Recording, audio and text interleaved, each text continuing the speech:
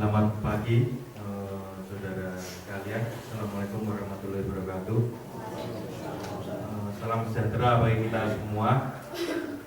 Selamat datang di kegiatan workshop kampanye positif image dan advokasi tentang isu-isu disabilitas yang berhubungan dengan sosial, budaya, dan agama yang diselenggarakan atas kerjasama dari Lembaga Studi Sosial dan Agama ELSA Semarang, Pusat Pelatihan dan Pengembangan Rehabilitasi Bersumber Daya Masyarakat Solo, serta didukung juga oleh Universitas Wahid Hasim.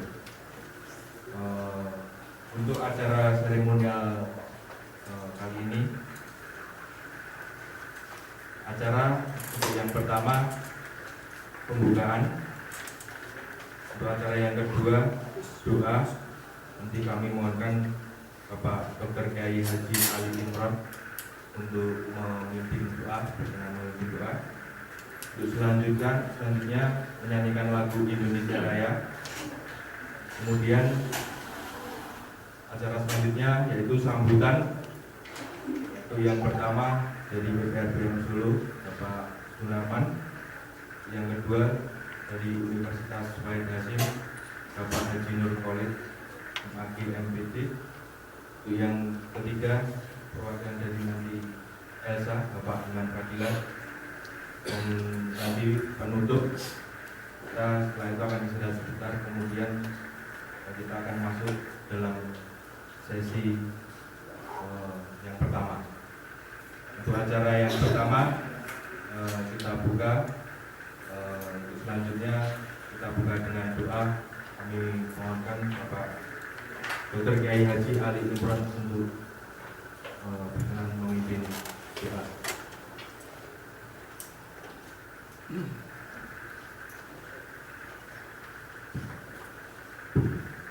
Assalamualaikum warahmatullahi wabarakatuh. Mari kita memohon kepada Allah Tuhan Yang Maha Esa agar kegiatan kita pada hari ini bisa sukses, bisa berkah dan bermanfaat untuk masyarakat dan kita semua. Doa sambil memohonkan dan Islam bagi yang non-Muslim mohon adanya tindakan al-Fatihah. Alhamdulillahi minasyaitonir rajim. Bismillahirrahmanirrahim. Alhamdulillahirabbil alamin. Arrahmanirrahim. Maliki yaumiddin. Iyyaka na'budu wa iyyaka nasta'in. Ihdinas siratal mustaqim. Siratal ladzina an'amta 'alaihim ghairil maghdubi 'alaihim waladdallin. Allahumma shalli 'ala sayyidina Muhammad wa 'ala ali sayyidina Muhammad. Wa sallim wa rahmatullahi wa ta'ala 'ala sayyidina Rasulullah ajma'in. Allahumma salli salatan tu'tina biha min al-ahwal wal afat wa taghfirna biha min al-hajat wa tudhhirna biha min as-sayyi'at wa tarfa'na biha indaka 'ala al-darajat wa tuballighna biha aqsal ghayat fi kulli al-khairati fil hayati wa ba'da al-mamat. Rabbana zalamna anfusana wa in lam taghfir lana wa tarhamna lanakunanna minal khasirin. Allahumma barik lana fi 'ilmina وبارك لنا في رزقنا وبارك لنا في أهلنا وبارك لنا في أولادنا وبارك لنا في سمعيتنا هذا سمع مباركا يسر لنا أمورنا كلها يسر مقاصدنا ومقاصدنا. ربنا آتنا في الدنيا حسنة وفي الآخرة حسنة وقنا عذاب النار والحمد لله رب العالمين. تقبل الله منا ومنكم تقبل يا كريم. السلام عليكم ورحمة الله وبركاته. Waalaikumsalam.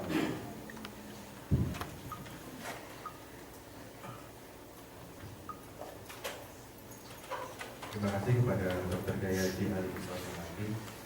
Untuk selanjutnya kami mohon untuk maaf beserta hadirin kalian untuk berdiri untuk menyanyikan lagu Indonesia Raya yang dibawakan oleh Ibu Siti Karim.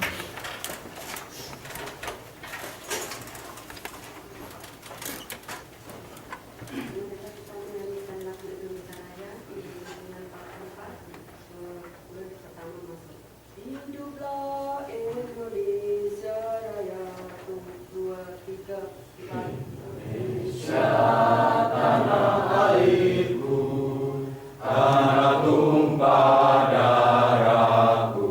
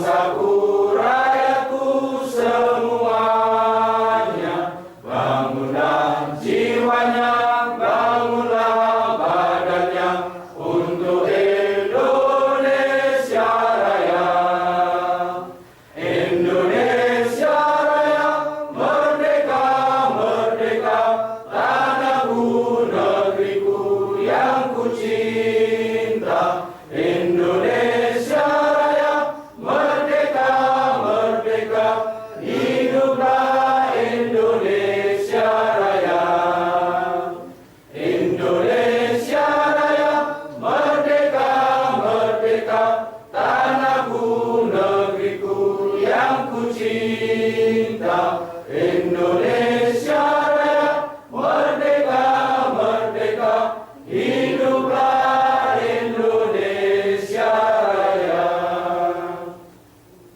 Silakan duduk kembali. Saudara selanjutnya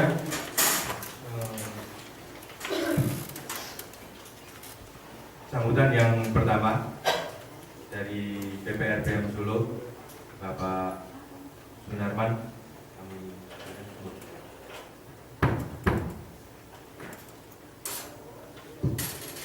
Terima kasih Mas Ganes atas waktu yang berikan. Assalamualaikum warahmatullahi wabarakatuh. Selamat pagi dan salam sejahtera untuk kita semuanya. Apa kabar Bapak Ibu semuanya? Baik. Ya, saya sendiri juga baik, sehat, warasan. Tadi ada bapak-bapak. Ya, sehat, warasan ya. Itu yang paling penting. Saya juga bahagia sekali pada hari ini. Ada yang merasa lebih berbahagia daripada saya hari ini, pagi ini? Ada yang merasa lebih berbahagia dari saya? Oh, Mas Bram. Saya bahagia sekali, walaupun tadi waktu saya naik, saya nggak bahagia sebentar. Tapi sekarang saya merasa bahagia. Ini Pak Joko, selamat datang. Gimana tadi naiknya Pak Joko? Di atas. Oh, di atas. Terima kasih. Bapak Ibu sekalian, ada yang sudah berkeluarga? Punya anak? Sudah. Saya belum, Pak. Istri saya yang punya. Bapak Ibu sekalian, bagi Bapak Ibu yang sudah punya anak, ketika anaknya suatu hari pulang ke sekolah, Pak, Bu, saya lapar. Respon Bapak Ibu bagaimana? Hah? Ya, memberi makan. Ya. Tergantung anaknya usia berapa kira-kira gitu ya. Kalau sudah bisa makan sendiri atau sudah ambil sendiri, itu di sana ada makanan. Kalau yang belum bisa ambil makanan sendiri, itu diambilkan gitu. Misalnya juga sakit, anak-anak Bapak Ibu sekalian mengeluh satu saat madul. Pak, Bu, saya merasakan sakit kepala atau sakit perut. Apa yang dilakukan Bapak Ibu sekalian? Mengusahakan kesehatannya. Ditanya, sakit apa, bagaimana, nah kira begitu. Nah, Bapak Ibu sekalian, kami hadir di sini sebetulnya juga kira-kira konteksnya seperti itu. Kami wadul kepada Bapak Ibu sekalian. Bisa saja sebagai anak, sebagai saudara, sebagai kakak, sebagai adik. Karena ketika kami lapar, ketika kami sakit, ketika kami ingin sekolah, responnya tidak sebagai kakak, tidak sebagai orang tua, tidak sebagai saudara, tapi entah sebagai apa. Karena kami justru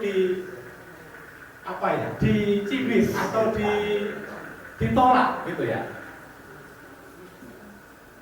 Siapa dari anak-anak Bapak Ibu yang tidak disekolahkan? Kampus ini kan juga bagian dari persekolahan. Di sini ada mahasiswa difabel nggak? Belum ada. Nah, Bapak Ibu sekalian, kami menggelarkan workshop 1 hari. Ini tentu sangat penting bagi kami untuk wadul kepada Bapak Ibu sekalian, supaya nanti apa yang menjadi wadulan kami itu bisa menjadi informasi paling tidak. Dan misalnya kami boleh berharap lebih dari sekedar informasi, kami ada kepedulian dan keberpihakan dari Bapak Ibu sekalian yang hadir tentang apa yang nanti kami sampaikan ya, entah sebagai anak, sebagai kakak, adik, sebagai saudara. Yang jelas kami ini anak kandung negeri ini ya, yang sebetulnya berharap banyak bahwa negeri ini, negara ini juga memperlakukan kami sama seperti warga yang lain, tetapi faktanya memang kami belum diperlakukan sebagai anak kandung ya. Nggak tahu lah apakah apa, tetapi yang jelas kesetaraan dan kesempatan itu belum sepenuhnya, keluhan-keluhan dan juga kebutuhan kami, persoalan kami belum sepenuhnya dipahami dalam konteks yang lebih luas ya. Tetapi dalam acara kita hari ini kira-kira akan fokus kepada bagaimana menghentikan atau mengurangi sedikit stigma dan diskriminasi di sektor sosial, budaya, dan agama. Kira-kira itu sedikit pengantar dari kami. Jika ada yang kurang berkenan dari tutur kata sikap kami mohon maaf. Terima kasih atas perhatiannya. Wassalamualaikum warahmatullahi wabarakatuh. Terima kasih kepada Bapak Sunarman.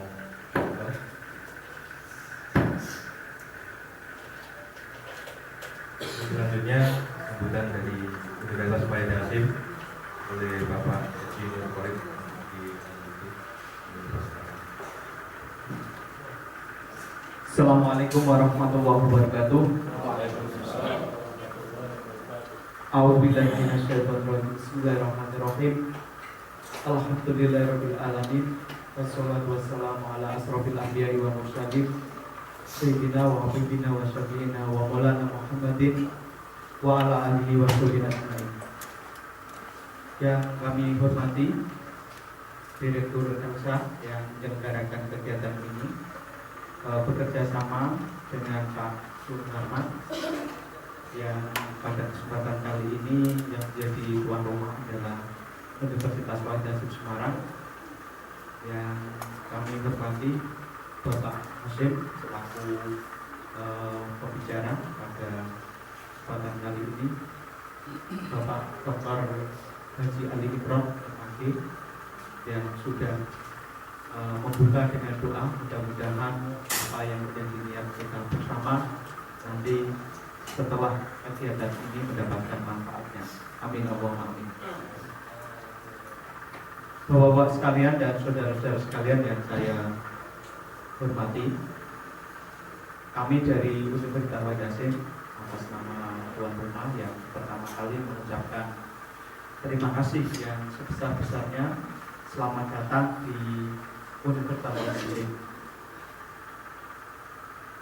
Alhamdulillah dan kebetulan untuk hari-hari ini, bulan-bulan ini adalah bulan yang sepi, tidak ada kegiatan karena baru saja selesai melaksanakan ujian akhir semester pada hari Sabtu yang kemarin, sehingga praktis Bapak Ibu sekalian tidak melihat banyak mahasiswa. Biasanya banyak sekali mahasiswa yang kuliah di sini, terutama untuk yang hari Senin sampai dengan hari Sabtu. Dan pada kesempatan kali ini kegiatan akademik di kampus sedang libur, artinya mahasiswa libur, tapi untuk dosen, kemudian untuk pegawai serta tenaga pendidikan masih tetap melayani kegiatan akademik. Yang pasti kami dari Universitas Wahid Hasim Semarang menyambut positif kegiatan ini. Tadi Pak Sunarman memang bilang, wah pada kesempatan kali ini saya mau wadul dengan Bapak Ibu sekalian. Karena apa? Bagaimanapun juga kita dilahirkan sama sebagai manusia. Kan kita tidak ingin dilahirkan di satu sisi meminta yang A si B, tapi kita semua lahir sama sehingga paling tidak memiliki hak yang sama juga. Apalagi di negara kita untuk perlindungan terhadap difabel itu tidak seperti di negara-negara yang lain. Kalau tidak, ini pesan yang bisa disampaikan tadi, dan harapan kami setelah kegiatan ini nanti Bapak Ibu sekalian yang memiliki tanggung jawab di lembaga masing-masing paling tidak berpikir positif bahwa mereka juga ciptaan Tuhan yang memiliki hak untuk bisa hidup sejajar dengan mereka-mereka yang hidup normal. Sekali lagi kami dari Universitas Wahid Hasim menyambut positif kegiatan ini. Mudah-mudahan Universitas Wahid Hasim bagian dari salah satu lembaga yang memperhatikan. Di kemudian hari kami tetap membuka kesempatan seperti kemarin pada tanggal 22 itu di aula dan rencana kegiatan untuk anak berkebutuhan khusus di taman kanak-kanak. Kalau tidak kan image itu dimulai dari tingkat dasar dalam hal ini di taman kanak-kanak dan di sekolah besar. Memang pengalaman saya pada saat saya terjun di lapangan, kebetulan saya berprofesi sebagai tim asesor akreditasi, itu melihat sekolah-sekolah yang SLB, kemudian sekolah-sekolah yang normal itu jauh berbeda. Oleh karena itu memang ini butuh perhatian kita bersama dalam rangka untuk menyuarakan hak yang diperoleh sebagaimana hak sebagai warga negara yang ada di Indonesia.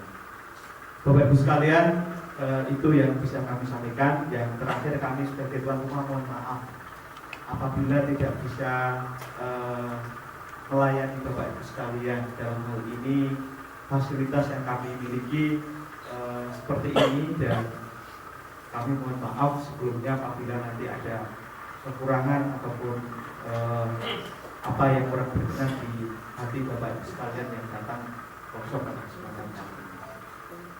Saya kira itu, dan sekali lagi kami atas nama Bapak Rektor Dr. Muhammad Hasyim yang pada kesempatan kali ini ada tugas di media dalam rangka untuk melaksanakan riset, kami mewakili Bapak Rektor sekaligus mengucapkan selamat datang dan permohonan maaf tidak bisa berhadapan dengan Bapak Ibu sekalian. Demikian kurang lebihnya, dan kami mohon maaf. Akhirul kalam, Wassalamualaikum warahmatullahi wabarakatuh.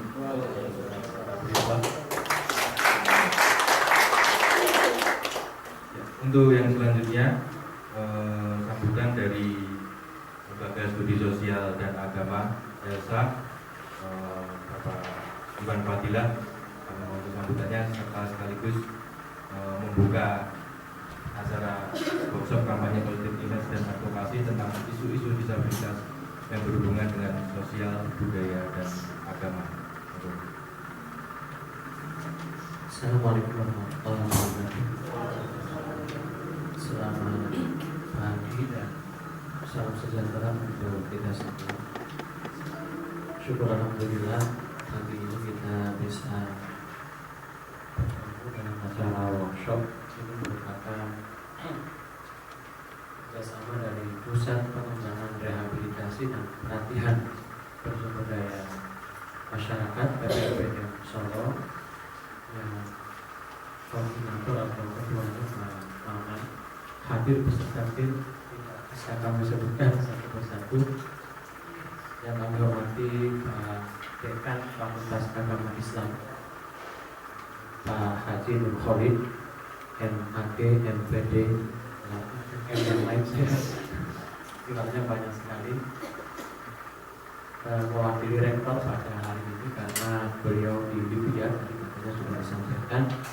Kemudian yang kami hormati Bapak Dr. Haji Hasyim Muhammad MAG, narasumber dari Gonjol PWNU, sekaligus beliau ini Sekretaris Kopertatis Jawa Tengah,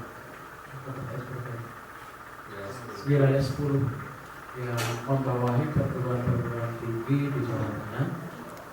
Yang hal itu saya dengar dari Pak Maman, dulu sempat tidak bisa masuk karena di perguruan tingginya di bawah. Ini wadahnya langsung saudara Sekretaris Kopertatis, karena tidak mustahil ya, banyak sekali yang di perguruan tinggi di Semarang dan Jawa Tengah itu pendapat dari kita bahas hari ini. Yang kedua, ELSA ini fokusnya di minority right, hak-hak minoritas, sehingga ketika ada silaturahim dari atau bertemu dengan sahabat-sahabat dari PPRBM ini langsung klop. Jadi kami secara umum itu dialog soal hak-hak minoritas, baik dari unsur agama, ras, termasuk di dalamnya penghayat. Ternyata juga ada aspek yang kami belum merambahnya.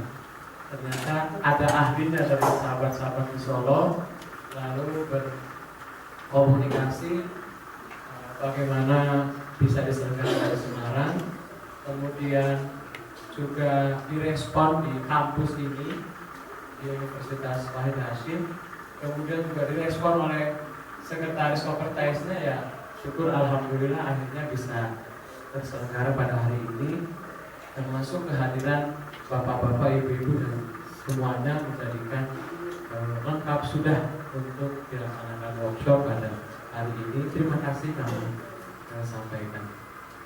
Yang berikutnya tentu nanti ini ada 2 sesi mungkin acaranya yang sangat penting saya kira, dengan langsung tadi nanti dari narasumber pada sesi awal sampai dulu, nanti selanjutnya mungkin ada lanjutan. Oleh karenanya urut rembuk dan tukar pikiran serta ide dari Bapak Ibu panjenengan semua yang ini hadir di sini, para tokoh, pahlawan, ada yang dari unsur SKPD, dari pemerintah, termasuk dari LSM lengkap saya kira, ada Pak Puk juga. Oleh karenanya mudah-mudahan forum kali ini bisa memberi manfaat kepada kita semua. Mari kita buka forum pagi ini dengan berdoa berdasarkan agama dan keyakinan masing-masing. Berdoa mulai.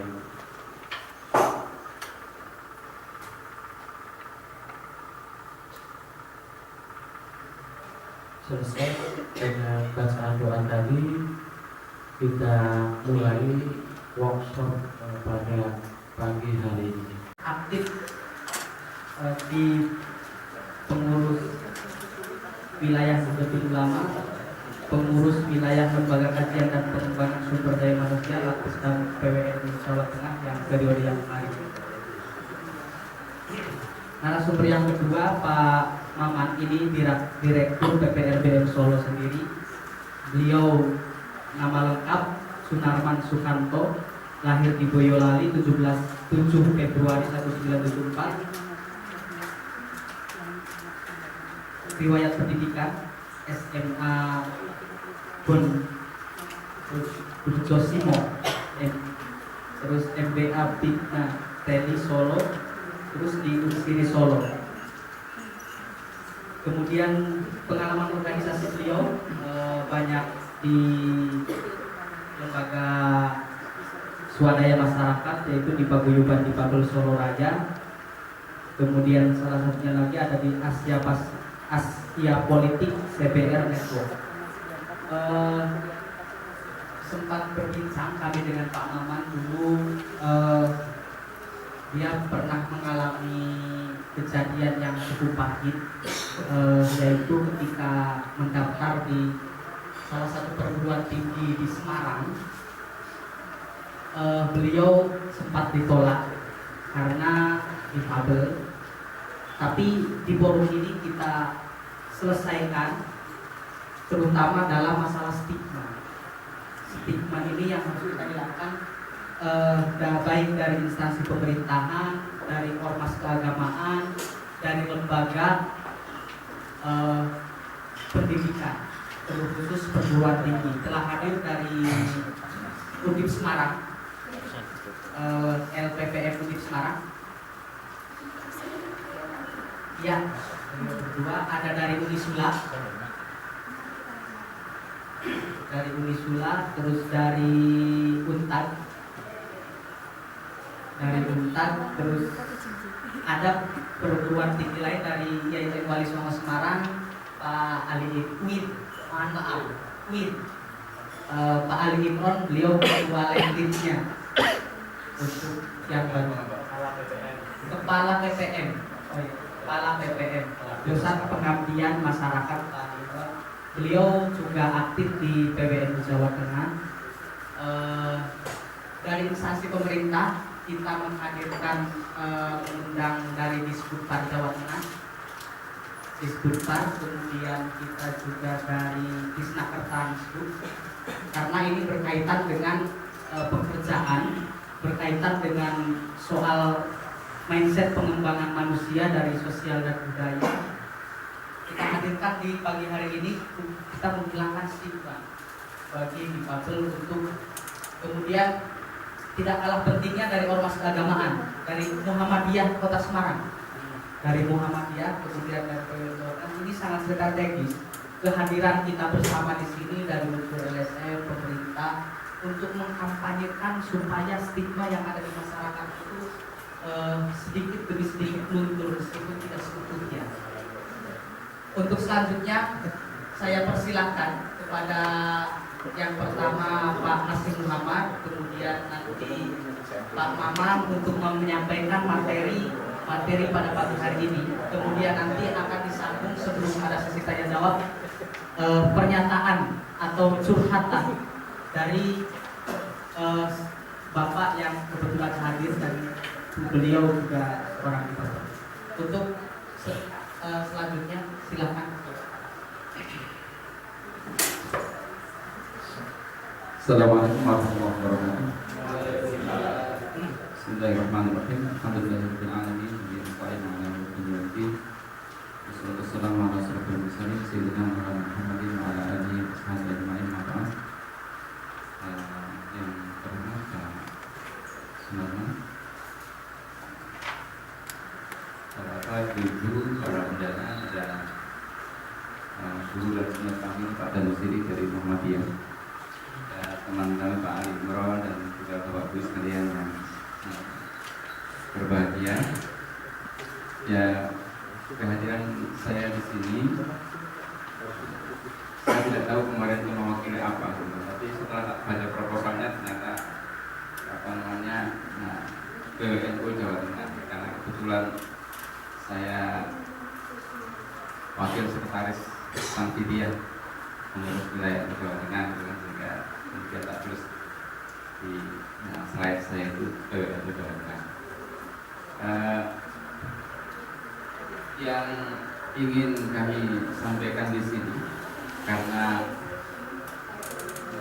basis saya dari Islam, jadi saya menyampaikan materi tentang reinterpretasi difabel dalam tafsir agama. Ya, tentu yang akan kami sampaikan adalah basisnya adalah Islam, karena saya tidak bisa mewakili agama lain, karena bisa jadi di dalam tradisi yang lain punya tradisi yang berbeda.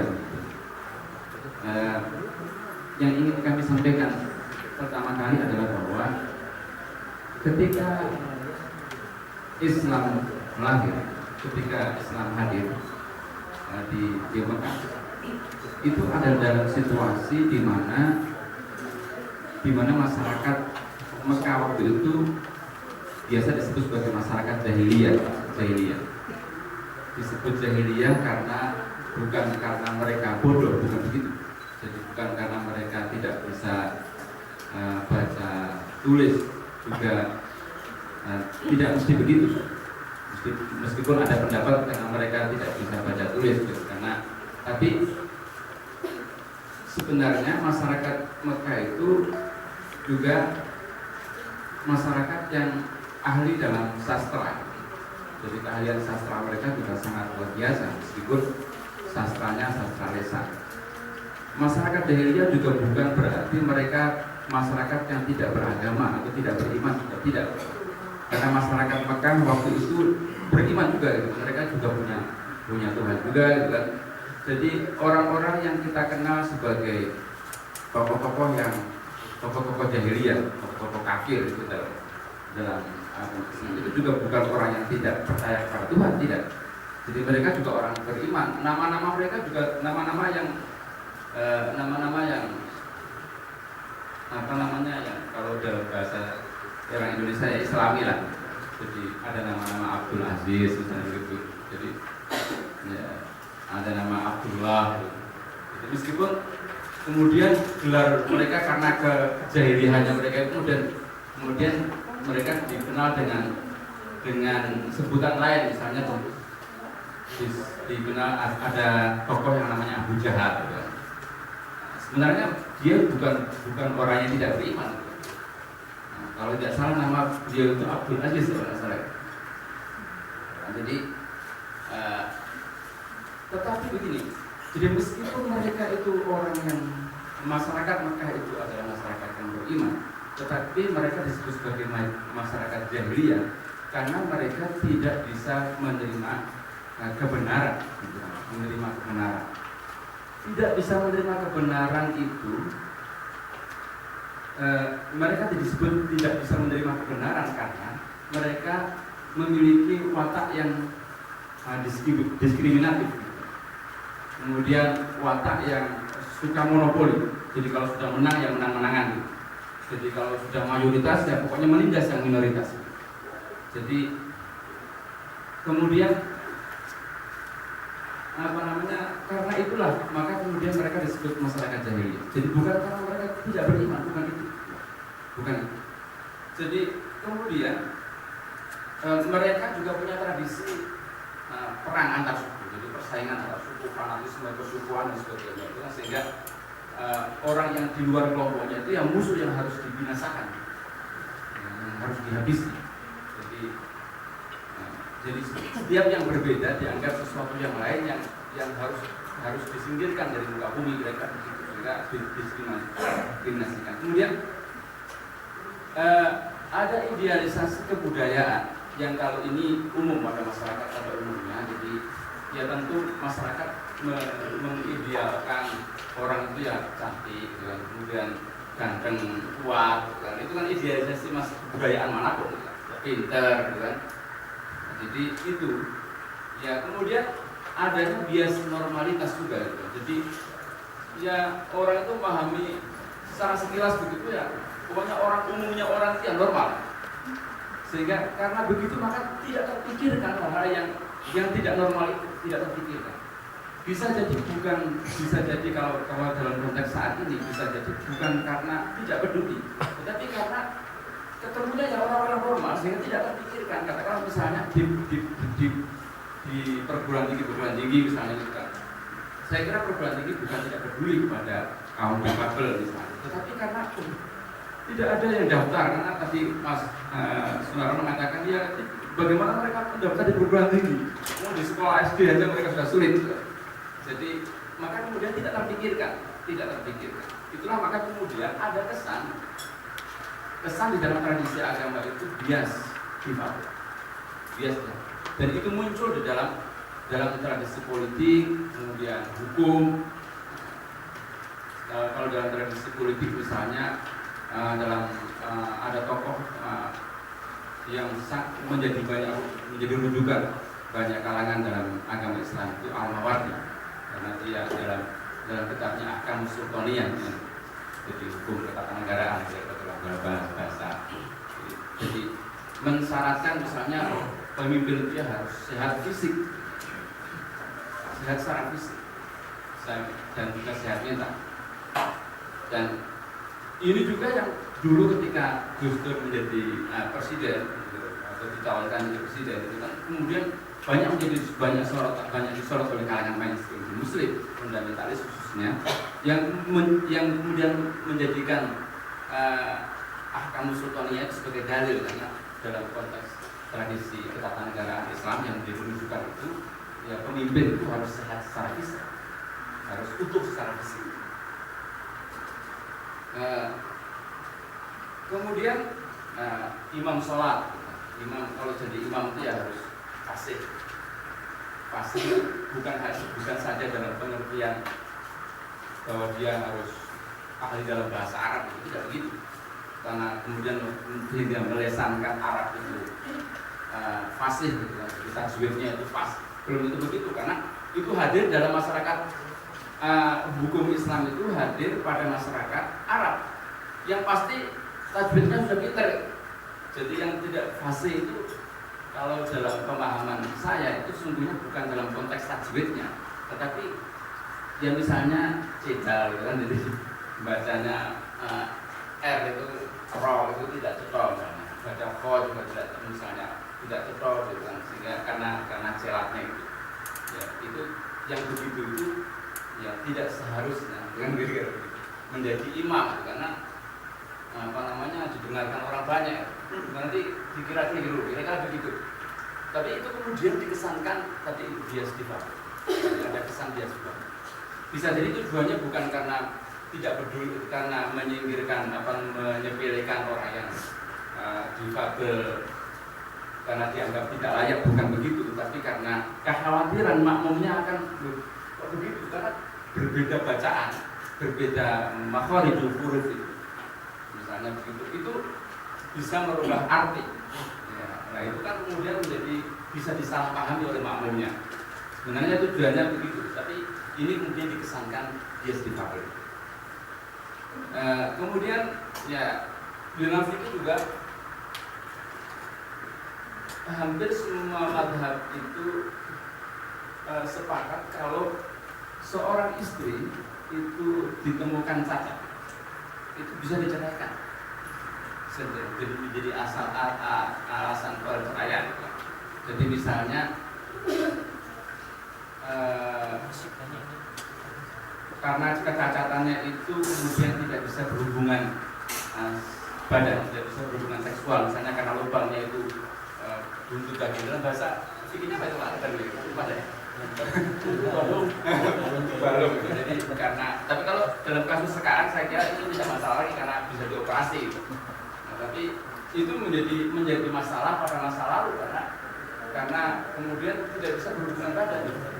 Nah, ini juga bisa menjadi alasan. Jadi boleh seorang itu jadi sah, jadi tidak dosa kalau orang itu menceraikan istrinya karena tidak ada lubangnya, gitu. Lubangnya kurang sempit lah.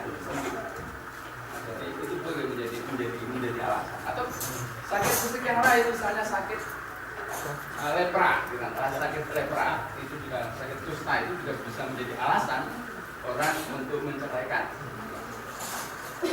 Tapi saya kok tidak pernah, mungkin juga saya belum membaca. Apakah itu juga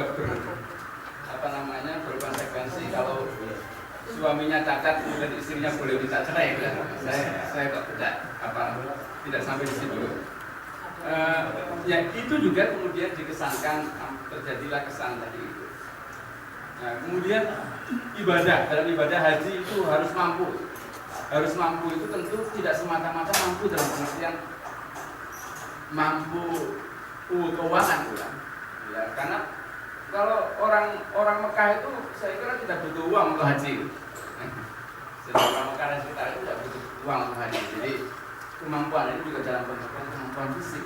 Nah, jadi ini juga sering kemudian menjadi alasan kritik kalangan tertentu bahwa Islam itu bias. Kemudian syarat hewan kurban itu harus sehat secara fisik. Bukan hanya manusia yang dikesankan didiskriminasikan, tapi hewan kurban saja. Itu yang jadi kurban harus tidak boleh misalnya kakinya pincang gitu atau matanya juling gitu, tidak bisa dipakai untuk kurban. Jadi harus sehat. Kira-kira begitu. Meskipun bisa jadi ada ulama-ulama tertentu yang membolehkan. Bapak Ibu semua yang kami muliakan, padahal sesungguhnya dalam konsep Islam tentang manusia itu diciptakan sebagai makhluk yang paling sempurna dibanding dengan makhluk yang lain. Jadi tidak ada manusia yang diciptakan tidak sempurna.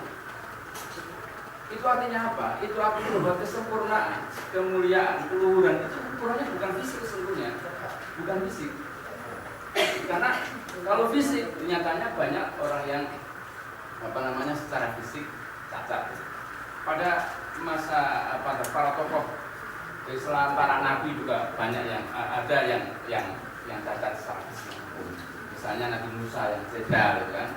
Ya, kemudian Nabi Ayub yang buta, kan?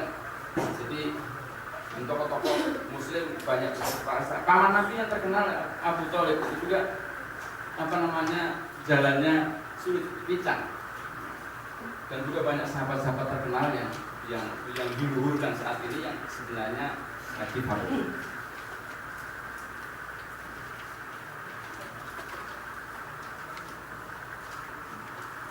Ya, saya tahu ini banyak sekali yang saya harus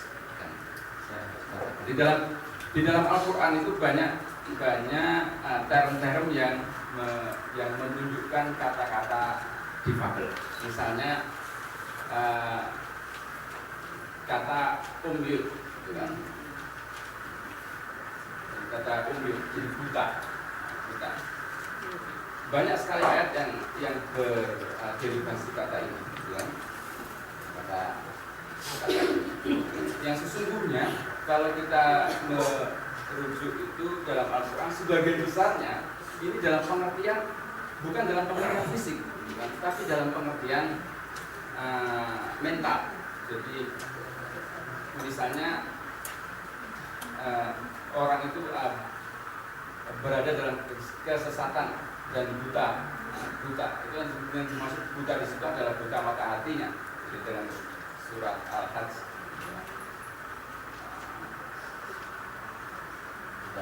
kemudian orang yang memiliki mata hati dipergunakan untuk melihat. Saya akan contoh, saya akan bacakan. Ya.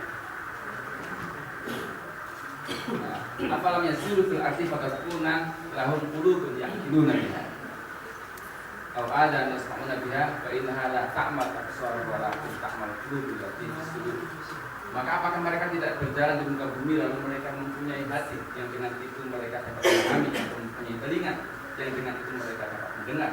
Karena sesungguhnya bukanlah mata itu yang buta, tapi yang buta itu ialah hati. Ya, jadi hati yang ada di dalam dada. Ya, jadi dan kata-kata yang dalam derivasi ini termasuk juga misalnya kata-kata, ada kata lain hukmun, misalnya tuna wicara, itu sebagian besarnya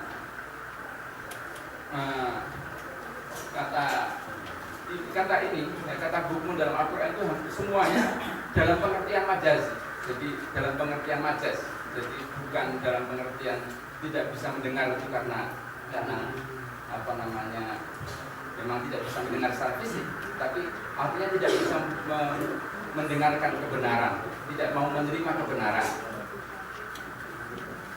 Kemudian itu tunawicara, maksud saya itu tunawicara. Sumut itu yang tunarmu, hukmun itu artinya dia di tunawicara. Ini kemudian ada juga a'raj yang berarti tunadaksa. Ya, orang yang mengalami kesulitan alat gerak kaki. Ya, kata ini hanya digunakan dalam makna hakikinya. Ya.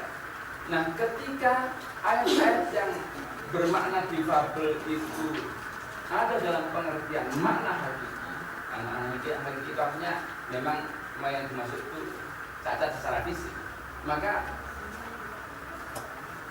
Al-Quran tidak membedakan antara mereka yang cacat dan yang tidak.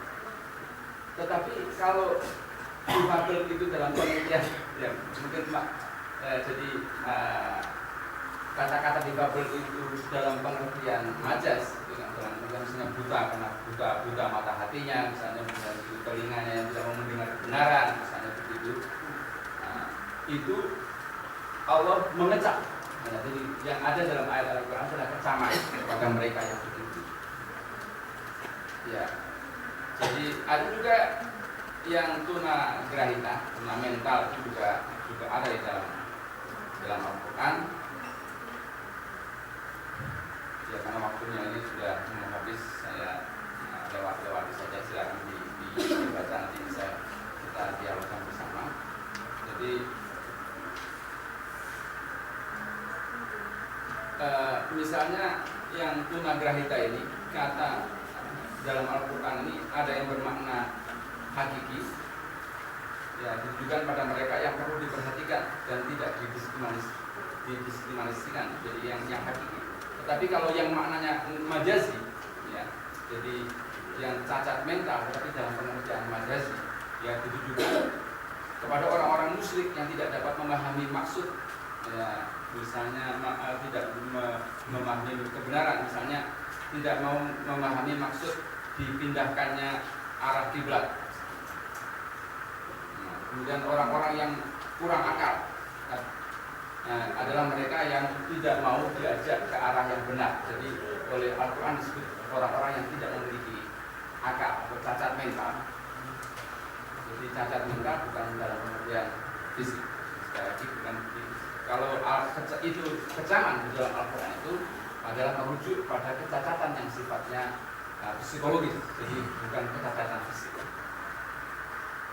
Nah, Al-Quran juga banyak menyebutkan tokoh-tokoh yang difabel itu, yang difabel dari misalnya tadi saya sebutkan Nabi Musa, kemudian ada Nabi Yakub, Nabi Musa yang cedal, kemudian Nabi Yakub yang tunanetra. Ya, tunanetranya Nabi Yakub itu tidak ada ulama yang menyebut itu sejak lahir dalam kitab tafsir, tapi ada yang menyebutkan tidak sejak lahir, tapi beliau buta itu saat menangisi putranya ya Nabi Yusuf yang dikabarkan oleh saudaranya dimakan binatang buas itu, dan kemudian dia menangis dan kemudian mengakibatkan Nabi Yakub ini sampai buta. Butanya juga dalam sebagian riwayat, dari ini riwayat Mansi sebenarnya tidak sampai akhir karena hanya dalam masa 80 tahun. Jadi ketika beliau ketemu putranya itu melek lagi setelah 80 tahun kebutaan. Kemudian dalam hadis Nabi dalam Al-Quran juga dalam surat Abasa itu juga ada tokoh Ibnu Ummi Maktum. Jadi ini dalam surat Abasa ini adalah kecaman sebenarnya kecaman atau apa ya? Jadi kritik atau peringatan kepada Nabi Muhammad SAW oleh Allah, karena Nabi mengabaikan orang buta, sahabatnya yang buta yang datang mau meminta petunjuk kepada Nabi, tapi Nabi sedang berdialog dengan para tokoh musyrikin ya. Yang Nabi itu tokoh-tokoh yang sangat hebat waktu itu, sehingga Nabi abai pada sahabat yang barusan datang. Karena Nabi berharap tokoh-tokoh yang hebat ini akan bisa dipengaruhi. Karena sikap abainya Nabi ini kemudian diperingatkan oleh Allah. Jadi sebenarnya itu bukan abai karena Ibnu Mas'ud ini buta, bukan begitu. Saya kira bukan begitu. Tetapi ya karena Nabi sedang asik dengan para tokoh kafir itu, yang Nabi berharap kalau mereka itu bisa dipengaruhi maka dia akan bisa mempengaruhi banyak orang, sehingga Nabi sangat berharap pada dialog itu, sehingga beliau abai terhadap Ibnu Maktum.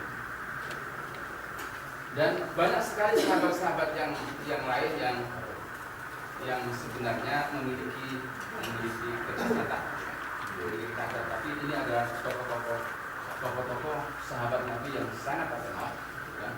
Sangat terkenal, misalnya paman Nabi Abu Thalib, misalnya ada tokoh Mu'adz bin Jabal, misalnya itu yang cacat kaki. Kemudian yang tunanetra ada yang bin Harb, dan banyak saya sebutkan di situ. Kemudian ya kalau tokoh-tokoh Islam kontemporer ya ada tokoh Bahar Hussein yang sangat terkenal, sastrawan dari Mesir yang pernah menjadi menteri pendidikan di Mesir pada awal abad 20-an. Kemudian ada tokoh ahli tafsir dari Mahmud Ayub, sangat terkenal dan menjadi guru banyak tokoh di Indonesia. Kemudian Gus Dur yang juga punya cacat fisik. Tapi sekali lagi ya sebenarnya hakikatnya tidak ada diskriminasi itu sebenarnya tidak disengaja, kira-kira mungkin begitu ya, karena bias normalitas itu pada umumnya orang itu normal, sehingga yang melayani yang umum aja lah, yang 1-2 itu mungkin begitu ya, bisa jadi begitu. Tapi ya itu karena tidak saya kira karena tidak sengaja, tetapi bisa jadi juga karena meskipun ya karena kesengajaan juga bisa saja terjadi gitu kan. Karena dalam kasus politik gitu kan, dalam rangka menyingkirkan lawan politik, bisa saja kesan-kesan begitu muncul. Jadi begitu Bapak Ibu semua yang berbahagia, jadi diskriminasi difabel sekali lagi dipengaruhi oleh idealisme kebudayaan dan idealisme normalisme. Kemudian Islam tidak mengukur kualitas manusia berdasarkan kondisi fisiknya, tetapi berdasarkan kualitas mentalnya. Kemudian sejarah Islam membuktikan peran kaum difabel yang sepadan, bahkan bisa jadi lebih hebat dari orang-orang normal.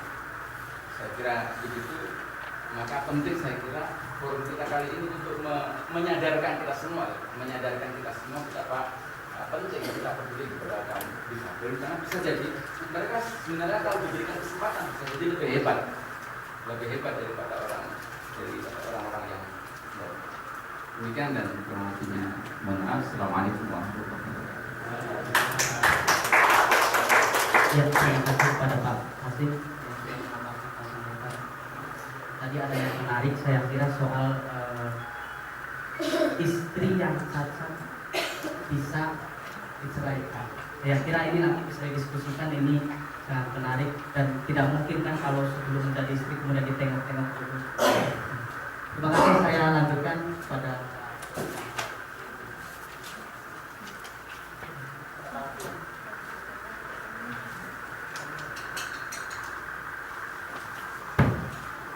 Bapak Ibu sekalian yang kami hormati, yang kami sampaikan di sini ini adalah pengalaman di lapangan atau pengalaman kehidupan. Jadi karena terkait dengan difabilitas ini belum ada kampusnya sampai saat ini, fakultas difabel atau fakultas difabilitas belum ada. Supaya membantu saya terutama untuk berbicara secara terbatas dan fokus, maka kami membuat presentasi, karena jika tidak biasanya kami itu semangat sekali ya. Karena kami menjadi difabel itu kira-kira usia 4,5 tahun, sampai sekarang usia saya 41 tahun, dan saya mengalami stigma dan diskriminasi itu sudah panjang sekali, sehingga ketika diceritakan nanti kalau tidak dibantu dengan presentasi bentuknya buat-buahin nanti bisa sangat panjang. Baik, kita akan memulai. Yang sedang informasi bisa lewat aja langsung. Itu tentang Indonesia, ini juga situasi presentasi Indonesia, langsung aja Bapak. Bapak Ibu sekalian, mungkin yang di sini perlu kami perkenalkan, di Indonesia itu ada 1, 2, 3, 4, 5, 6 ya. Ada menurut pendataan tahun 2012 itu ada 6 jenis difabel atau difabilitas di Indonesia. Tadi kami belum memperkenalkan PPRBM ya. Tadi saya sudah sedikit memperkenalkan, mohon maaf. Kami sedikit memperkenalkan PPRBM Solo. PPRBM Solo singkatan dari Pusat Pengembangan dan Pelatihan RBM. RBM itu Rehabilitasi Bersumber Daya Masyarakat. Lembaga ini berdiri sejak tahun 78 dan sampai sekarang masih setia, tidak pindah ke lain isu ya, selain isu difabilitas. Kami generasi ketiga. Direktur pertama Alhamdulillah Chandra Kusuma, yang kedua Jonathan Malatmo, yang kami ini generasi ketiga. Yang masih bertahan 3 generasi itu Pak Joko ya di situ. Pak Joko di situ tuh 3 generasi ya. Nah, kami generasi ketiga. Kami sejak awal memang meningkat, tujuan kami atau visi kami adalah kesetaraan kualitas hidup difabel dengan non difabel. Dan kenapa kami memilih istilah difabel? Ini bagian dari mengurangi stigma tadi ya. Istilahnya dulu penderita cacat ya, kemudian jadi penyandang cacat atau penyandang disabilitas. Tetapi kami bedah-bedah di seluruh wilayah mulai dari Aceh sampai NTT itu terminologi itu selalu bermakna atau berkonotasi negatif, sehingga kami bersama beberapa pegiat internasional juga memperkenalkan different able people atau disingkat difabel ya. Ya misalnya kalau kita yang mata bisa melihat secara fisik, tapi teman-teman yang buta itu bisa membaca tapi dengan huruf braille. Nah, sama-sama berjalan. Mungkin saya dengan Pak Hasim 5 menit gitu ya, Pak Hasim bisa jauh, saya tidak jauh. Tapi kan sama-sama bisa berjalan. Hanya kemampuan saja yang berbeda. Kemudian juga kalau kelasnya bisa naik tangga secara mudah. Nah, kalau saya apalagi kakung ya, kira-kira begitu. Jadi perbedaan kemampuan, jadi perbedaan itu kan fitrah, ya. Jadi perbedaan jenis kelamin itu juga satu keadaan yang tidak bisa dipungkiri, dan perbedaan fisik kami, mental kami itu juga satu perbedaan yang menurut kami itu bukan pilihan kami sebetulnya.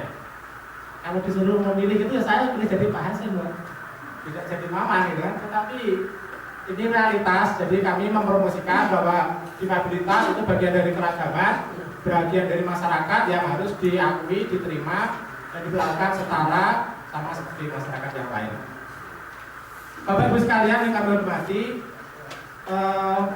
kembali kepada kondisi di Indonesia, ini kami ambil dari Bappenas. Jadi di Indonesia itu jenis-jenis disabilitas itu ada fisik dan mental, ada monomania, ada sebetulnya ini istilah kedokteran ya yang secara sosial itu sangat memberikan, misalnya retardasi mental itu sudah nggak digunakan lagi. Yang ada adalah sekarang difabel psikososial atau gangguan kejiwaan. Ya. Tapi ada 6 ya, Blair itu buta, dan yang itu bisu dan tuli, fisik dan ada gabungan. Ini sekedar informasi saja untuk sekalian. Nah, Indonesia sebagai bagian dari masyarakat dunia, PBB pada tahun 2006 itu mengeluarkan konvensi PBB khusus tentang perlindungan, pengakuan, pemenuhan dan pengakuan hak difabel.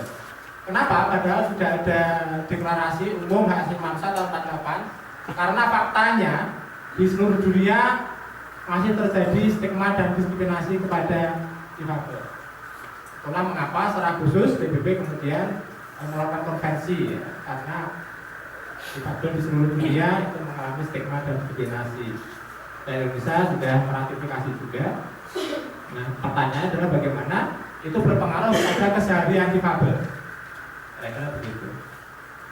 Nah, di tingkat Asia Pasifik juga sudah ada pertemuan yang berbiaya mahal, pertemuan tingkat tinggi antar presiden, menteri dan sebagainya, yang juga sudah mengeluarkan namanya Indian Strategy to Make the Right Role of a Person with Disability in Asia and the Pacific. Ya, kebetulan kami juga aktif di tingkat sana. Tetapi biasanya ini ada dokumen-dokumen di arsip-arsip. Jika tidak ada kita yang menerjemahkan itu dalam realitas sehari-hari. Lanjutnya.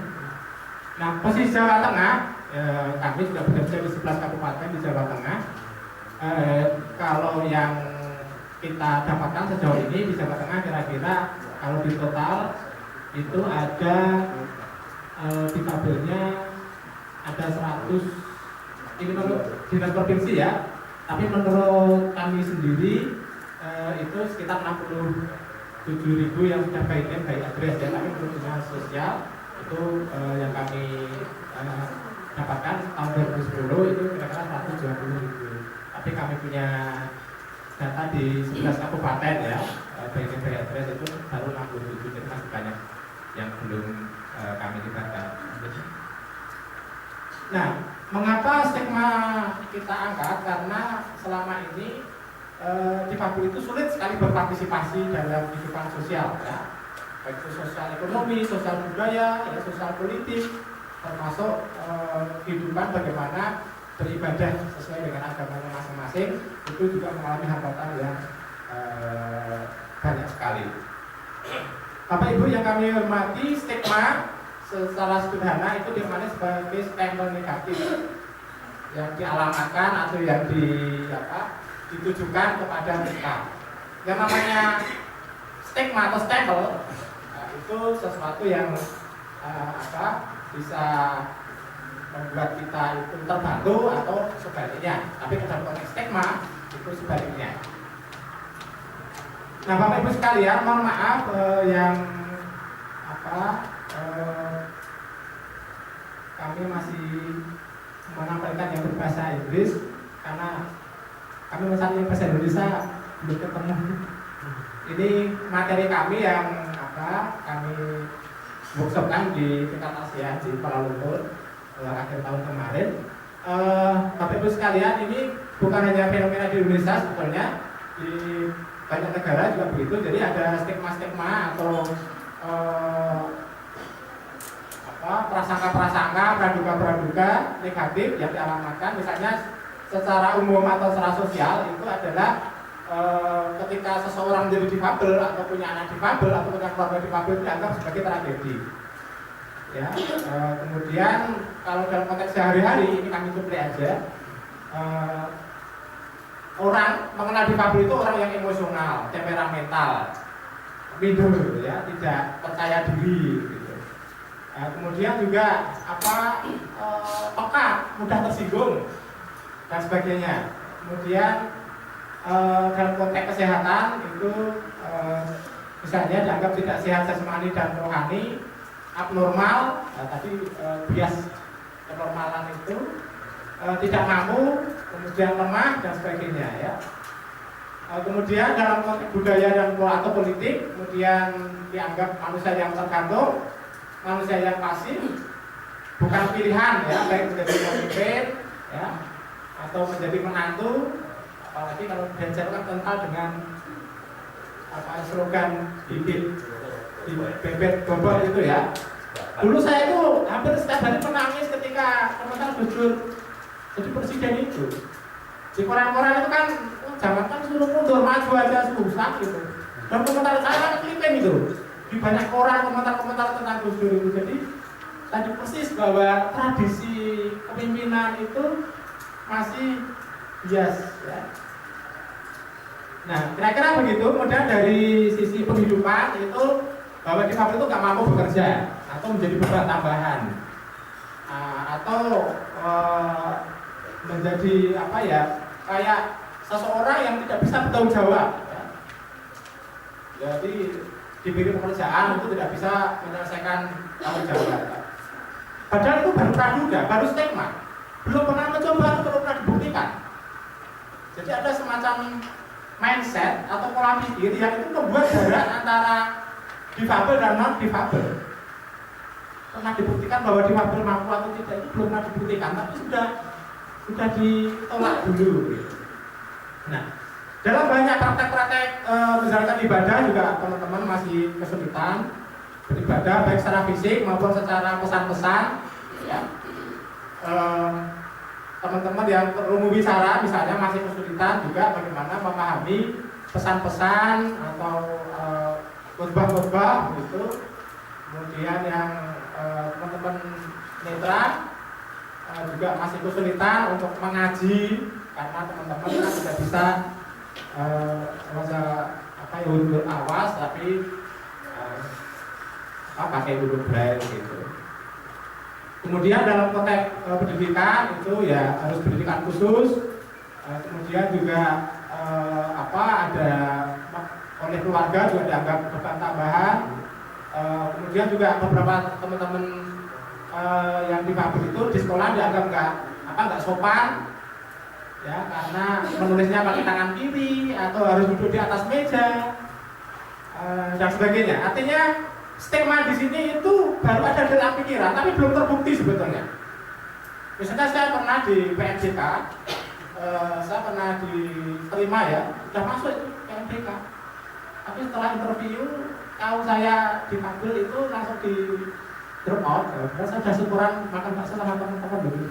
Tapi ya kemudian naik.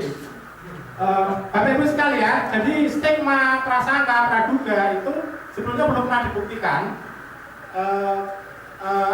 Dalam prakteknya, tetapi sudah ada jarak dulu, ya, untuk bergaul, untuk menerima sebagai siswa, untuk menerima sebagai karyawan, sebagai menantu, untuk menerima sebagai teman, ya, sebagai tetangga, sebagai kolega, itu sudah terhalang dulu karena ada begitu banyak stigma, ya. Jadi wajah difabel itu bukan wajah aslinya tadi sebagai manusia yang disempurnakan, diciptakan sempurna adanya, tetapi sudah penuh stigma, ya. Misalnya kalau digambarkan di wajah saya itu sudah dari ujung kepala sampai ujung kaki itu sudah jadi wajah kemanusiaan kita itu sebagai difabel itu sudah terhalang oleh stigma itu ya. Nah, Bapak Ibu sekalian, jadi karena ada stigma yang sifatnya terkonstruksi oleh tradisi, oleh kebiasaan, ya itu ke dalam difabel itu muncul kemudian stigma diri. Karena stigma sosial begitu masif, begitu kuat ya, tradisi itu begitu sulit dikurangi atau dihilangkan, akhirnya tertanam dalam diri difabel. Ya, saya setuju, saya itu minder, saya itu nggak mampu, saya itu tergantung, saya itu menyusahkan. Akhirnya menerima kondisi itu, akhirnya menjadi stigma dirinya sendiri. Ya. Nah, stigma sosial itu kemudian terus berkembang memasuki kesehatan, pendidikan, ya, budaya, politik dan sebagainya. Akhirnya mengkonstruksi kehidupan sosial berbangsa dan bernegara.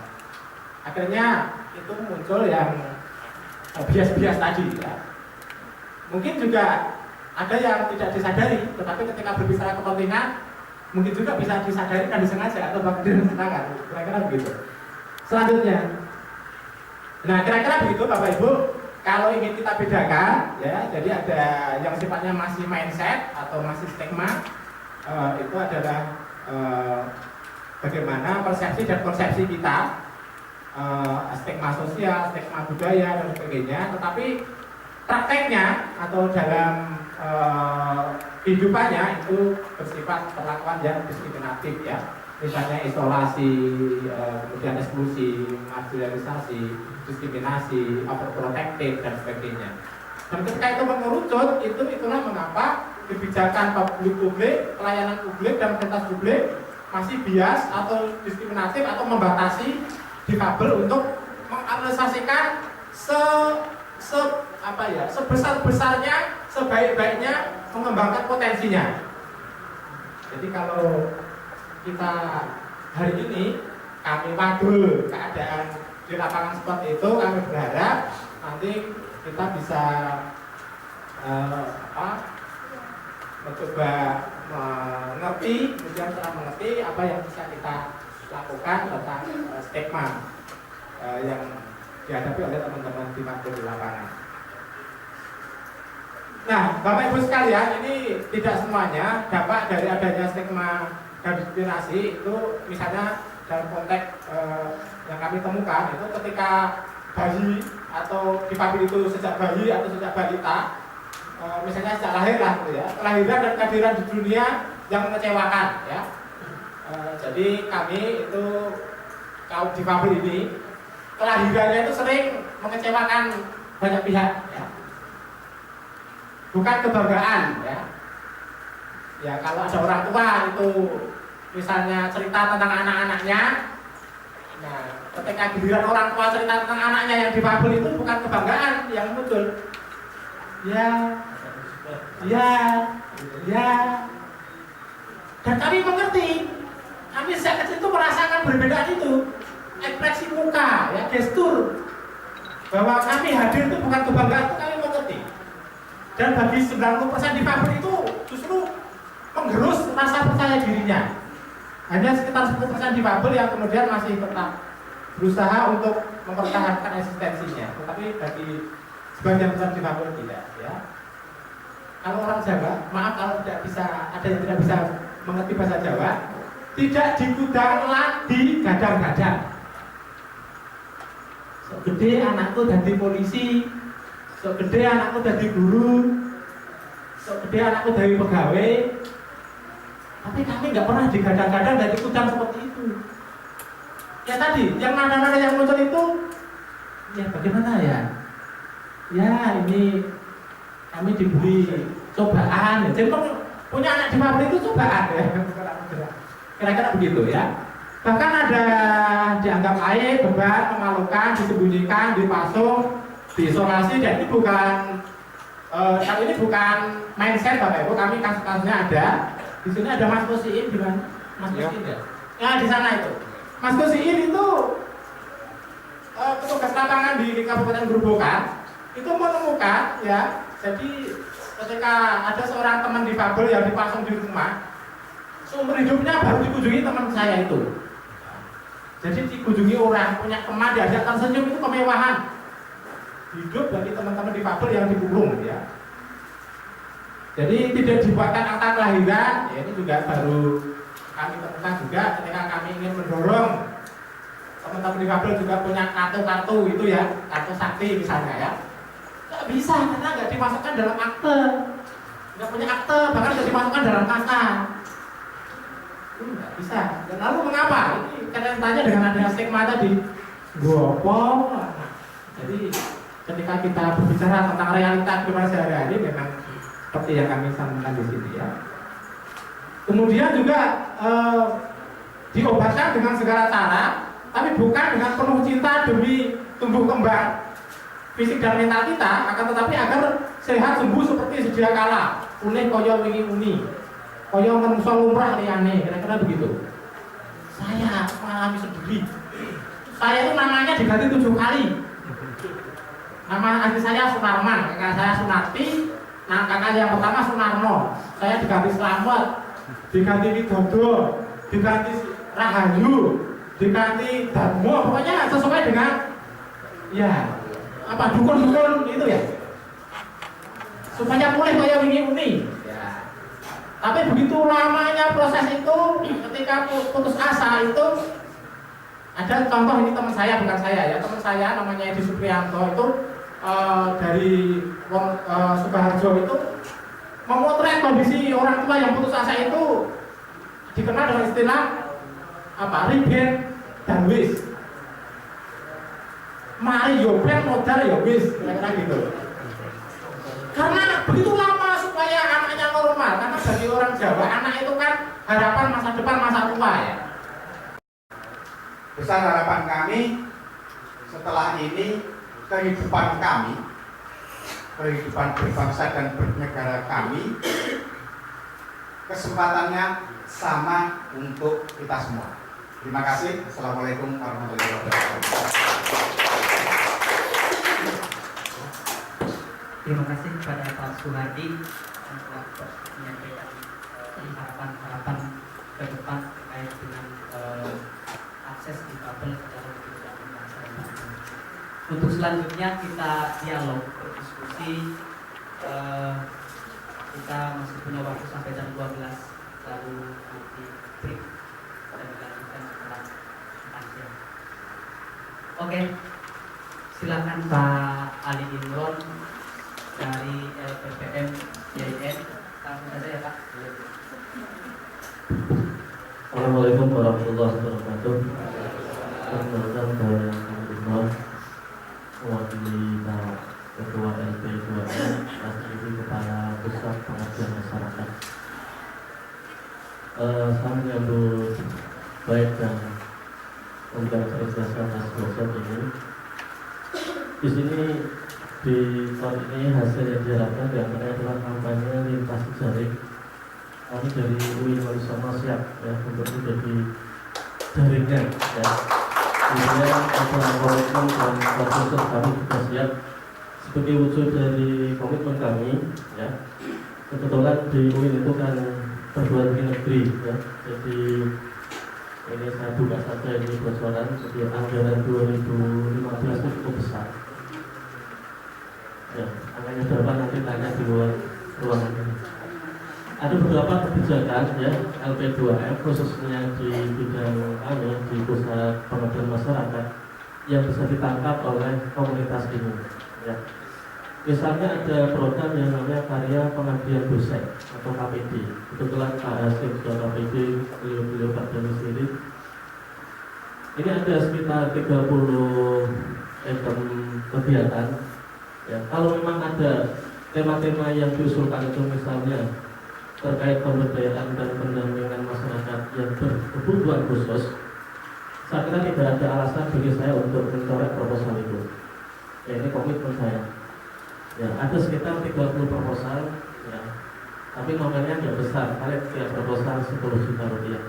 Jadi ada dana sekitar 300 karya pengabdian. Ya, harapannya kalau panjenengan punya teman atau punya network dosen-dosen YN, dijalin saja akan membuat karya pengabdian, entah bentuk penyuluhan atau workshop atau pelatihan.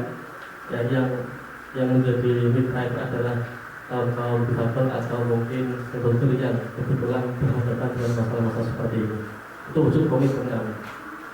Kemudian di tempat kami juga ada program binaan ya, sasarannya baik desa, madrasah, pesantren maupun masjid. Ya, program-program ini kalau memang perencanaannya itu kok untuk meningkatkan kualitas ya, teman-teman yang berkebutuhan khusus, saya kira bagi saya tidak ada alasan untuk menolak proposal yang sudah, dan dananya cukup besar. Tapi lagi-lagi kami sifatnya hanya menunggu. Ya.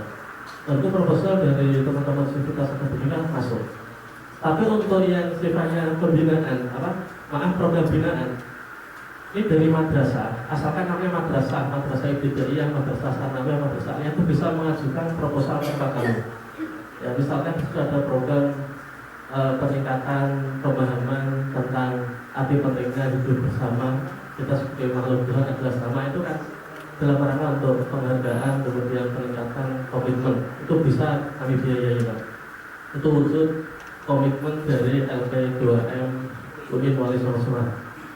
Kemudian dari saya ini selaku peserta ini, tadi yang kalau anak kok cacat ini, sok tua, sok ngurusi aku kok ya. Jadi ada semacam situasi seperti itu. Nah, Bapak Ibu sekalian, ketika mengejar anak dan remaja tidak disekolahkan atau susah cari sekolah, tidak mendapatkan motivasi, ya, tapi justru dihina ya, kemudian hanya tinggal di rumah dan lain sebagainya. Ketika usaha produktif ya, tidak punya KTP itu banyak, tidak punya keterampilan dan pendidikan yang memadai, susah mencari kerja, susah mencari jodoh, ya, apalagi menjadi pemimpin, kira-kira begitu ya. Ketika usia tua ya, sia-sia. Ini potret di lapangan. Bapak Ibu, ini hanya salah satu contoh saja dari yang kami tuliskan tadi, bahwa ada seorang anak difabel di foto, itu ada tangannya ya. Tangannya itu yang kanan itu hanya sebatas siku, yang kiri itu di bawah siku, kakinya juga yang satu dalam petik normal, yang satu juga seperti punya saya gitu ya, normal begitu. Nah, ketika ingin cari sekolah, apa reaksi kepala sekolah itu? Dek, maaf ya, di sekolah ini ada 600 anak lebih. Kami nggak menjamin mereka bisa menerima hadiran adik ini. Kami khawatir sebagian besar mereka atau beberapa paling tidak ada yang nakal, ada yang menghina, ada yang bahasa Jawanya itu nukari gitu. Jadi kami nggak bisa menerima gitu. Kemudian diberi uang uang kasihan 500.000, ya nggak usah sekolah gitu. Kira-kira menurut Bapak Ibu itu situasi yang misalnya Bapak Ibu menjadi anak itu kira-kira menyenangkan atau tidak? Jadi kalau dituruti ya, udahlah difabel gak usah lahir ke dunia. Dunia itu orangnya banyak. Karena ada banyak yang enggak, mungkin ada banyak yang enggak menerima kehadiranmu lah, merepotkan nakal gitu. Dan Bapak Ibu sekalian, situasi ini real dalam kehidupan sehari-hari difabel ya. Situasi global, jadi seperti kami katakan tadi, kami juga wadulnya, kalau hari ini kita wadul kepada Bapak Ibu, kami juga wadul kepada para pemimpin dunia. Waktu para pemimpin dunia itu berkumpul di Bali, membicarakan tentang post millennium development, pasca 2015. Kami juga wadul, pegiat-pegiat difabel dari beberapa negara juga biaya sendiri ke Bali, karena kami kan nggak diundang, nggak dibiayai oleh negara ya, kami dianggap sementara masih ada uang penting Pak. Jadi kami berkumpul ya, ada yang kemah, ada yang numpang rumah di teman. Jadi kami juga situasi global kami juga kita di sana, kita sharingkan akhirnya. Nah, secara nasional Bapak Ibu sekalian, ini secara data itu 74,4% difabel itu tidak bekerja. Yang bekerja itu 25,6% saja. Yang bekerja pun itu kebanyakan itu pendapatannya hanya cukup untuk makan, ya. Dan itu sektornya sektor informal semuanya. Selanjutnya, Bapak Ibu sekalian yang kami hormati, yang sekolah, ini data tahun 2010 yang tidak sekolah atau tidak tamat SD itu 59,8%. Angka difabel yang sekolah itu 40,2%. Dibandingkan dengan anak yang non difabel yang sekolah itu mencapai hampir 90%. Jadi angka partisipasi sekolah dalam konteks ini formal ya, itu jauh antara anak yang difabel dan non difabel. Nah, difabel yang sekolah ini pun yang 60%, itu 70% hanya tamatan SD. Jadi ketika Pak Hasim seandainya di kampus ini ada difabel yang mendaftar, kami juga akan berpikir dan menerima. Ya bagaimana Pak mau mendaftar di sini atau di perguruan tinggi yang lain? Lalu yang sekolah SD saja susah sekali. Bahkan saya yang waktu itu hanya mungkin salah satu dari 10% difabel yang tetap ingin eksis saja karena cacat aja ditolak. Padahal secara prestasi, nah anak difabel yang ditolak tadi di SD itu berprestasi dia, ranking 5 besar itu pasti. Tapi ketika ini melakukan SMP ditolak. Jadi sesuatu yang itu karena adanya stigma tadi ya. Selanjutnya, nah Bapak Ibu sekalian, ini hanya salah satu dari lokal ya, yang kita artinya kita potret pendapatannya ya. Kalau kita patok internasional, ini 10 menit lagi siapa? Yang secara lokal itu memang yang bekerja tadi itu pendapatannya di bawah jam ketik ya, meskipun bahagia atau tidak itu tidak diukur dari pendapatan, tetapi kita berbicara tentang konsep pembangunan masih di bawah garis kemiskinan kira-kira begitu lanjutnya. Nah ini juga kira-kira pendapatannya nanti bisa Bapak Ibu lihat sendiri lanjutnya.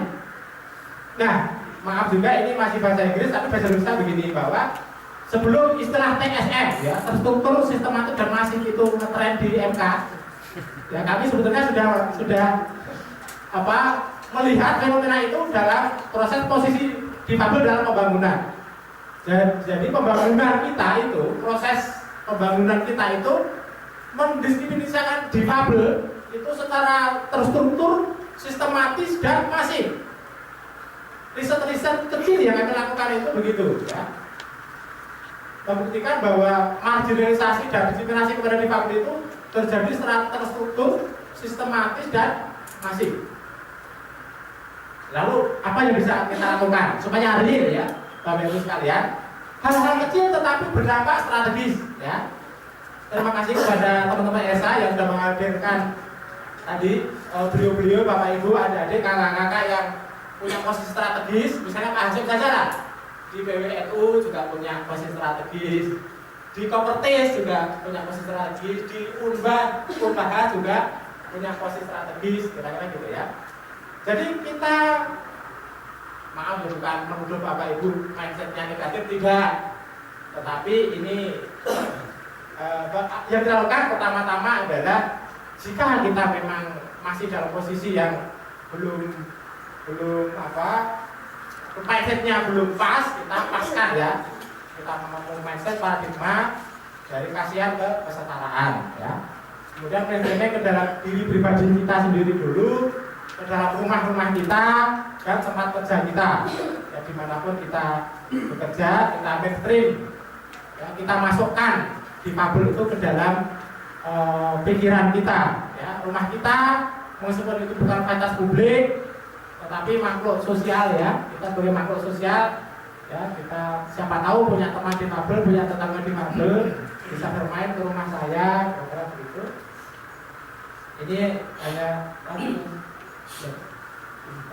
nah Bapak Ibu sekalian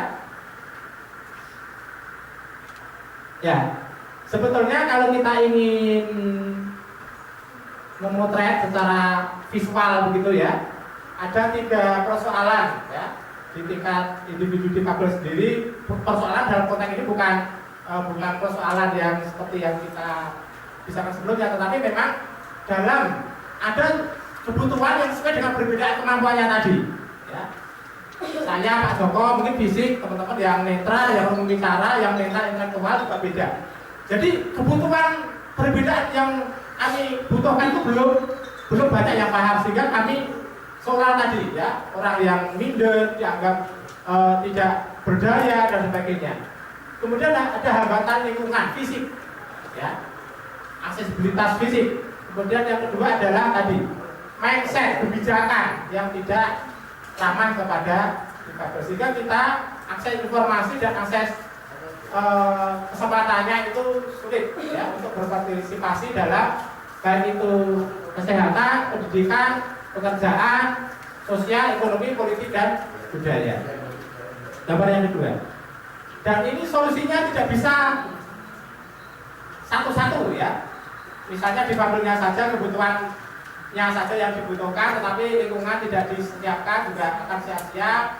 Lingkungannya saja difabelnya tidak, kebutuhan khususnya tadi tidak diperhatikan juga akan tidak berguna. Kebijakan atau mindsetnya saja yang ramah difabel, tetapi lingkungan dari difabelnya tidak diberdayakan juga akan tidak maksimal. Nah, yang kita ingin sharingkan adalah bahwa baik itu kebutuhan khusus yang berbeda kemampuan juga harus diperhatikan, lingkungan fisik juga harus diperhatikan, lingkungan non fisik, ya, kebijakan, mindset, tingkah laku, kebiasaan kita, tradisi-tradisi kita juga harus ramah kepada difabel, sehingga difabel bisa mencapai kualitas hidup terbaiknya, baik di bidang kesehatan, pendidikan, pekerjaan, ekonomi, sosial, politik, budaya, dan sebagainya. Nah, secara sederhana Bapak Ibu, dalam konteks teori pembangunan, jadi pembangunan itu sebaiknya itu mengakomodasi hak difabel yang kita rumuskan menjadi pembangunan yang inklusif, ya. Pembangunan yang inklusif proses dan hasil pembangunan yang melibatkan difabel dan mengakomodasi difabel cepat atau lambat akan terwujud terciptanya masyarakat inklusi, yaitu masyarakat yang menerima difabel apa adanya, memberikan hak untuk tumbuh berkembang sesuai dengan harkat dan martabat kemanusiaannya. Ya, itu contohnya, ya, melibatkan difabel dalam berbagai kegiatan. Lagi, ini hanya beberapa foto kegiatan lagi, ya, lagi. Nah, Bapak Ibu sekalian, mari bersama-sama kita bergerak untuk menanggalkan dan meninggalkan stigma kepada difabel, dan semoga apa yang kita panggilkan kepada Bapak Ibu sekalian ini bisa menjadi awal yang baik menuju kesetaraan difabel di masyarakat kita. Kurang lebihnya mohon maaf, matur suwun, untuk rahayu menanggen malih waktu kami kembalikan kepada moderator.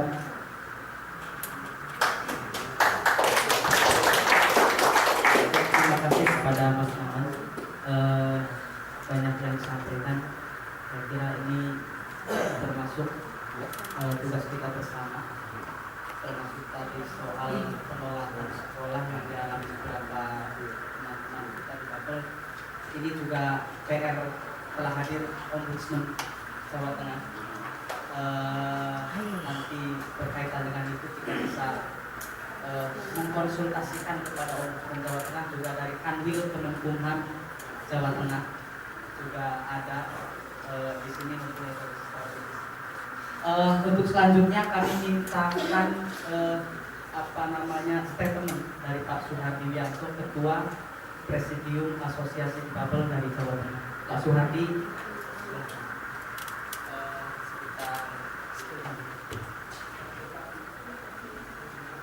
terima kasih. Assalamualaikum warahmatullahi wabarakatuh. Perkenalkan, nama saya Suhardi Wianto, sering dipanggil atau nama kerennya Tohar. Saya seorang difabel paksa, pincang kaki kiri. Saya lahir di Kebumen 47 tahun yang lalu, di desa di daerah pegunungan. Kebetulan saya terdampar di Klaten, jadi saya hidup di Klaten dan saya berusaha di Klaten. Jadi tidak bekerja, tapi saya berusaha di rumah kecil-kecilan. Saya berorganisasi baik di komunitas kami komunitas penyandang cacat atau komunitas difabel di Kabupaten Klaten dan juga berorganisasi di kemasyarakatan yang umum. Ya, seperti saya pengurus RW, saya bangga dengan pengurus RW, kalaupun tidak menjadi sekretaris propertis. Pakai apa?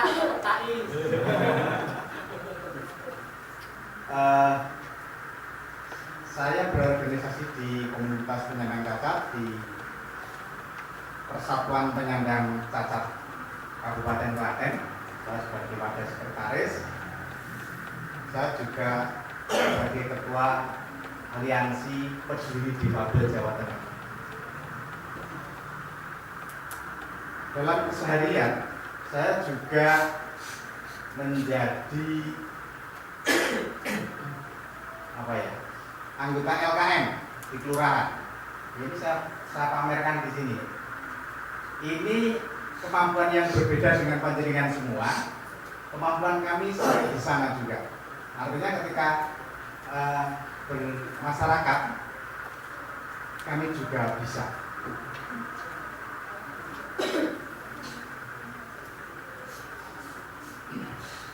Dengan banyak berorganisasi, dengan banyak diterima di masyarakat, kebetulan mungkin saya orang yang beruntung karena di lingkungan saya disuruh nyangkul ketika kerja bakti.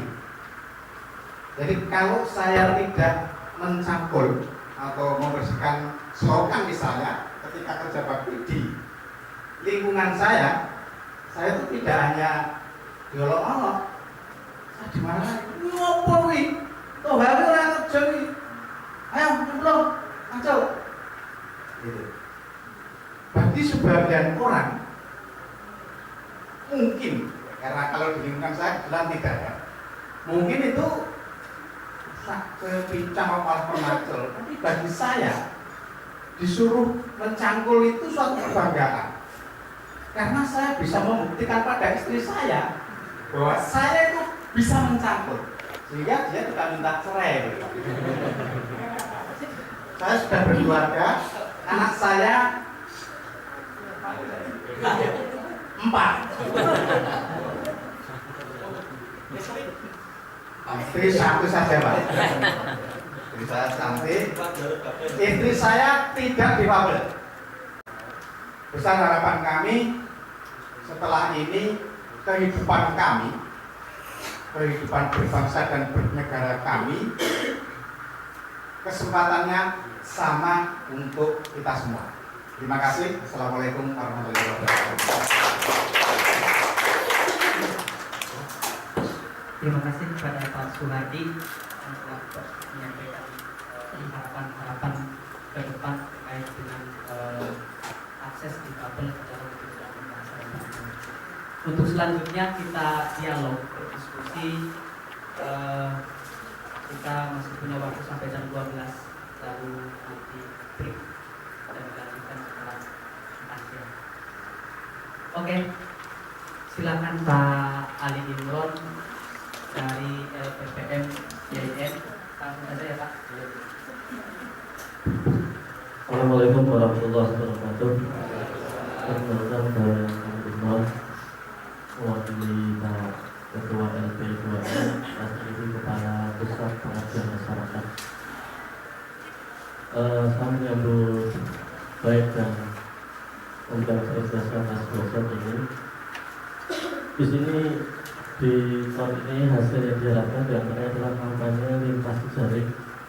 Kami dari UI Walisono siap ya untuk menjadi jaringnya ya.